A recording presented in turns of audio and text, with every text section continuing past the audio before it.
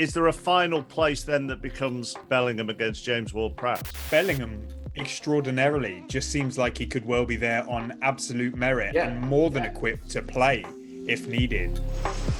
It's time for On the Plane, our weekly feature with the illogical title, looking at how the England squad is shaping up ahead of Euro 2020. We're going to look at the midfield area on this week's pod, which I think a lot of people, David, would say that Rice, Henderson and Kalvin Phillips would be nailed on here to be in the squad. But two of those are carrying injuries at the moment. Yeah, and Henderson's seems to be pretty severe. They'll be desperate for him to be back in the mix because he's a guaranteed squad pick, of course.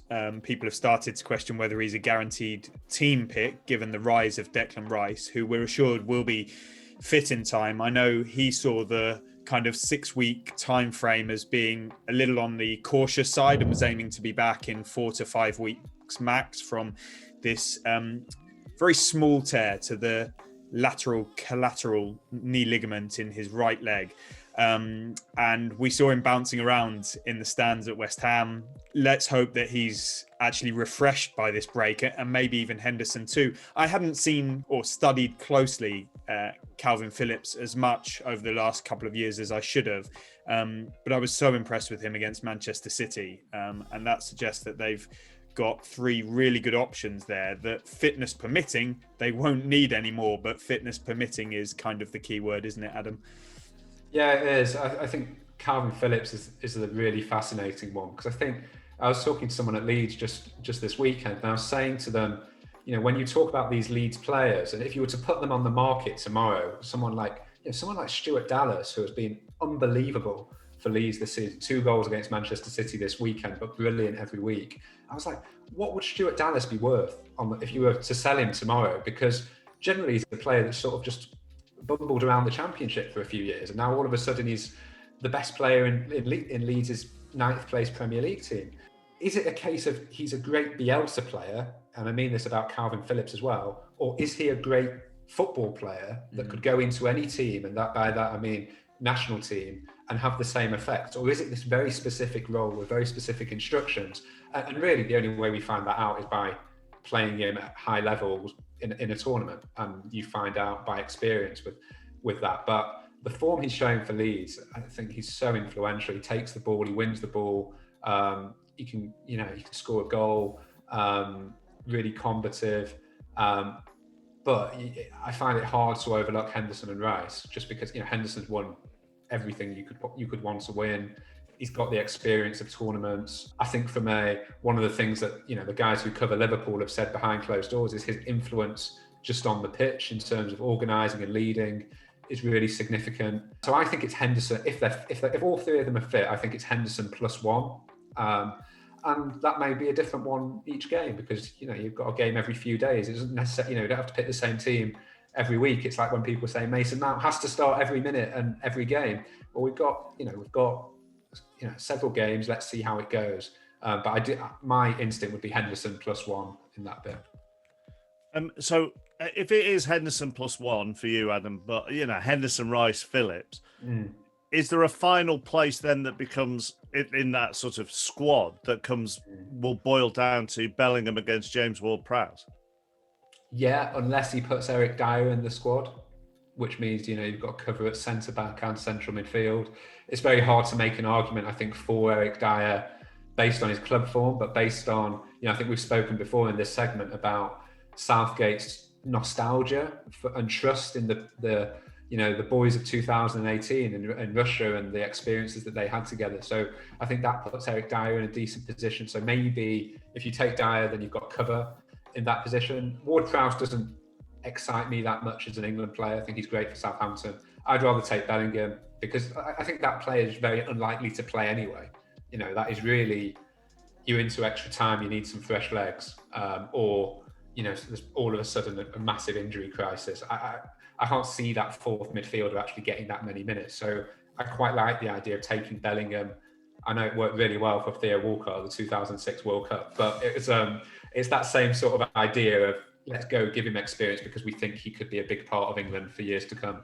But Bellingham extraordinarily. Just seems like he could well be there on absolute merit and more than equipped to play if needed. I mean, he's playing in the Champions League quarterfinals for Dortmund.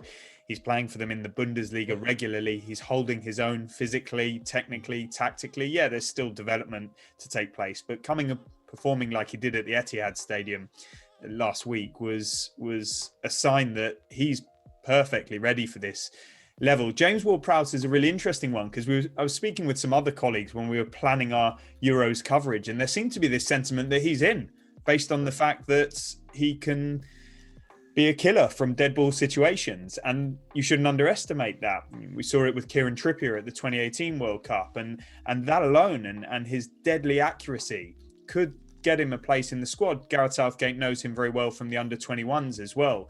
I'm sort of in your camp there, Adam. Ordinarily, I don't think Ward-Prowse has done quite enough. He's also got I think it's a calf niggle that saw him pull out of the last match for England and has been troubling him for a while. But I mean, I don't know what you think, Laurie. But for me, Bellingham is just, I don't know, he's becoming an almost dead cert to go to the Euros.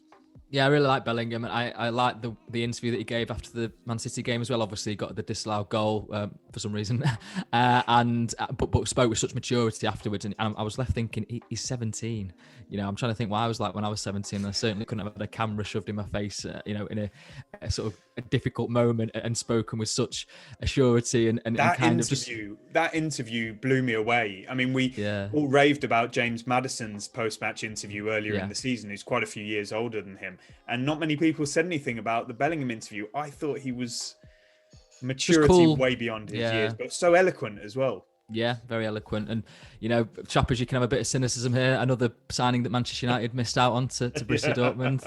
They tried. They got Cantona, they got Fergie involved, still wasn't enough. So I think you probably have to say, you know, maybe fair enough to Dortmund on that one. They offered him, you know, a greater guarantee, and they could see the potential for development. And, you know, he's obviously doing well for him. So I agree with you. I'm really excited by Bellingham. And I think, you know, even though he is young, you know, you can see the there for him. The one thing I'd say on James Ward-Prowse and his free kick and corner kick ability, obviously it's incredible. You know, Manchester United know that from first-hand experience. But would he actually, even if he was on the pitch, would he get a chance to take those free kicks? You know, if you've got Harry Kane, you know, if you've got, you know, Marcus Rashford or whoever else might be on the pitch, is he really going to go, actually, guys, I'll take this one? Yeah, that is a fair point, actually. He gives Gareth Southgate, you know, he's an experienced pro. He's been a leader at Southampton, and he would be a dependable squad player if that's what you're looking for. Also, with Bellingham being 17, we should be cautious of that. And, you know, we're talking about him now, but not sort of putting any pressure on him at this stage of his career. He is so young and developing that, I mean, it feels inevitable that he will go, but if he didn't go, for example, I don't want there to be some kind of national outcry when we're talking about a 17-year-old who's got a great future ahead of him.